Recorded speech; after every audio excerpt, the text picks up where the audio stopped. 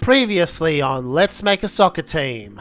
There is no passion, there is no vision, there is no aggression in this football club. We're going to be staying in the second league for at least one more season, but we have a chance to restore some pride.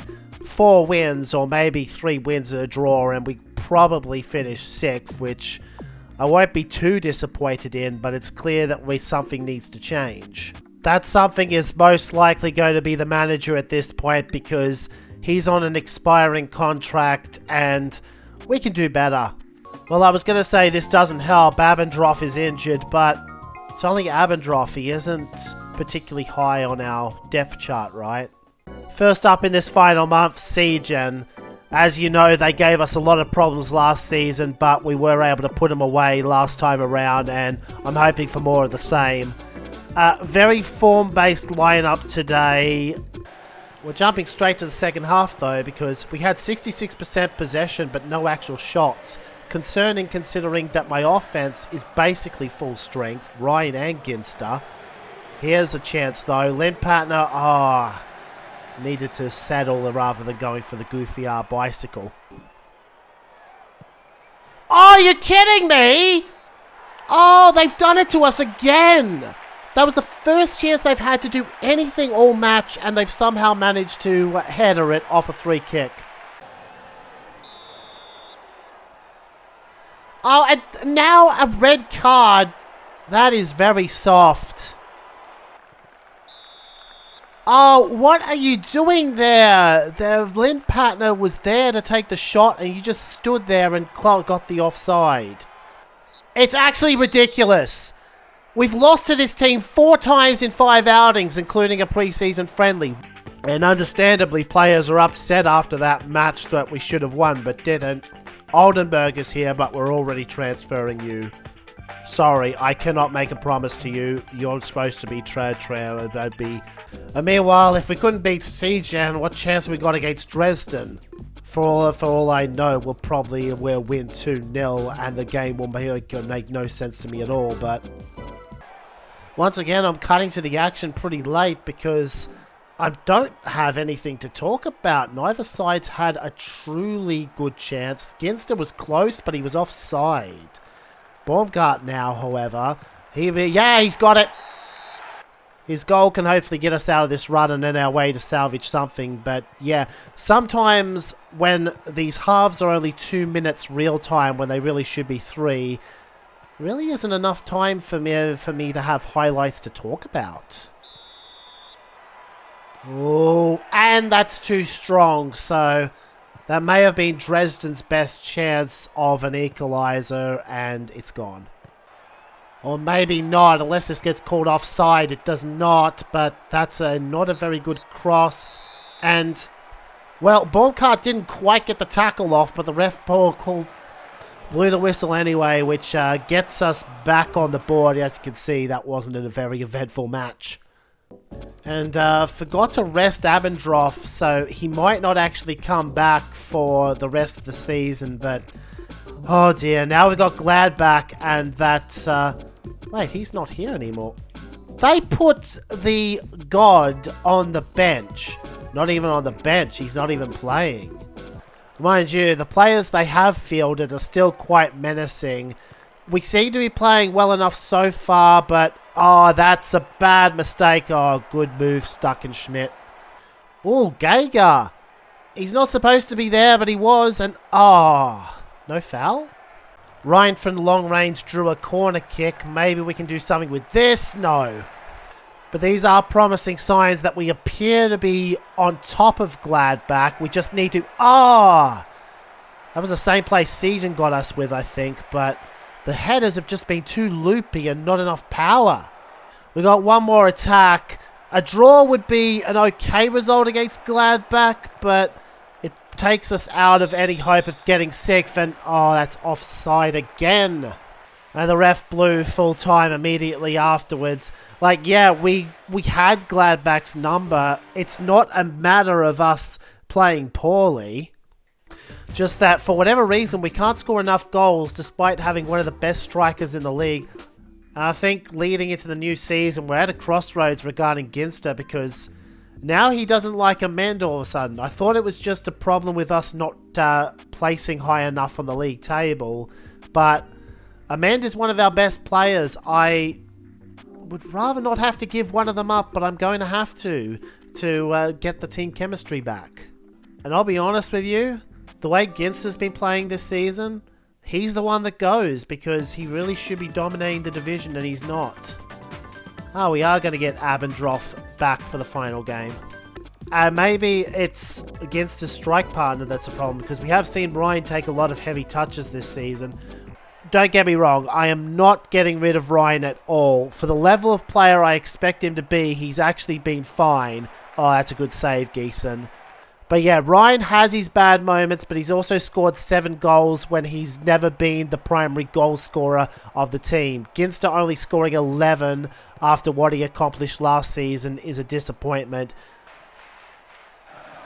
Helmesberger off the bench, little burst of energy there, and scores! And actually, that was only Helmesberger's second goal of the league season, although he plays more as a right midfielder for us than an actual striker, even though he has striker pedigree. Perhaps I should try and have him push up as more of an actual striker next season to see what he can do. Action, this is dangerous. Oh, it's too dangerous. Oh, but Ginster right away has space, but he's tired and... Oh, he is better than that. Come on. So now, the referee still hasn't blown his whistle. Geeson makes the save. For a moment, I was worried that instead of the 2-1 up that Ginster could have provided, we were going to go 2-1 down. We're going to end with a draw, and... 9th, though we still would have been 9th for the win because of the goal difference. Gladbach take the title. They drew their last 2 games but had plenty of points in hand. AS Leipzig are going to get to first league before us. Duisburg almost kept them resigned to second league for another season. And of course he's going to brag about it. Stupid dork. In fact, he's so smug about it, he's going to brag about it twice. You didn't even win the title. Also, I'm pretty sure the record in our actual rivalry is still 2-1 to us. So since we mentioned it earlier this month, the first order of business for bouncing back from that is to find a manager that can actually take us to the next level. So to that end, on this turn, we're going to have all 3 of our scouts start making manager lists. Though it would be more tactically beneficial to look in different countries, I'm going to have all 3 managers in Germany because we are still a second division club, and I don't think we would realistically have the clout to chase foreign managers at this point in our club's lifespan. It's the end of May, so Gooden now comes back to the squad.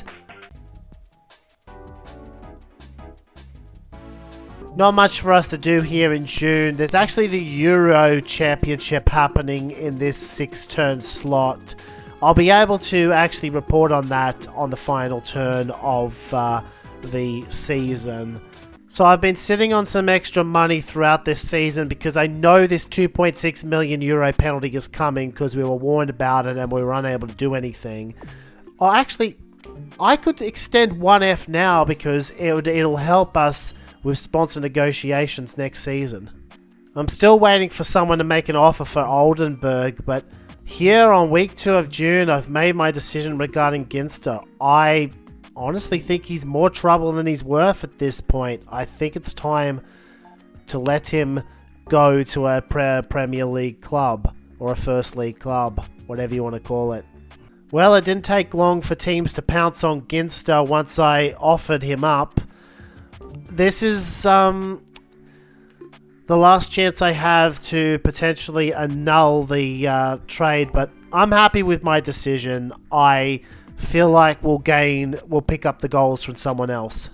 Now, Ludwig, on the other hand, is not for sale, and he's actually supposed to be one of our best players in the coming seasons to help make up the difference for us letting go of Ginster.